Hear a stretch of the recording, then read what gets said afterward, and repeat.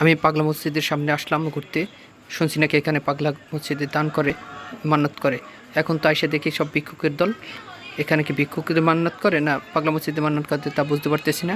দেখেন আপনারা কি পরিমাণ ভিক্ষুক এখানে শুয়ে আছে, বসে আছে, যার মতন করে শুয়ে আছে, সিরিয়াল ধরে আছে। সামনে চলি, সামনে দেখি সামনে আরও আছে। এই হলো মসজিদ, ওই সাইডে মসজিদ, আর এই পাশে দেখাইলাম ওই আরও একদল ওই দেখা যাইতেছে, তারা বসে আছে।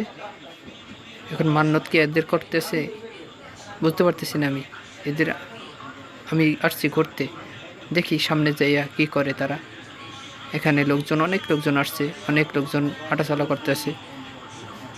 ওইখানে একটা অনেক সুন্দর একটা জায়গা, প্রচুর লোক, এখানে প্রচুর লোক। অনেকে মসজিদের পাশে ঘোরাঘুরি করতেছে, আমিও করতেছি।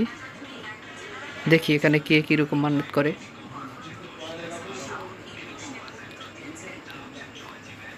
ইতিমধ্যে দেখা যাইতেছে এক ভাই আসছে, সম্ভবত মান্নত করতে আসছে, মান্নত করবে। এখন কী উদ্দেশ্যে তাদের মান্নত করবে তারাই ভালো জানে, আমি জানি না।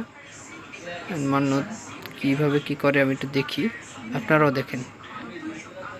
ওই আপুরা আসছে মান্নত করবে। আর এপাশে অনেক জায়গা আছে, এরা যার যার উদ্দেশ্য নিয়ে অনেক কিছু মান্নত করে। এখানে সারা বাংলাদেশে পাগলা মসজিদ চেনে। এই মসজিদটা অনেক পপুলার, অনেক সুন্দর জায়গা।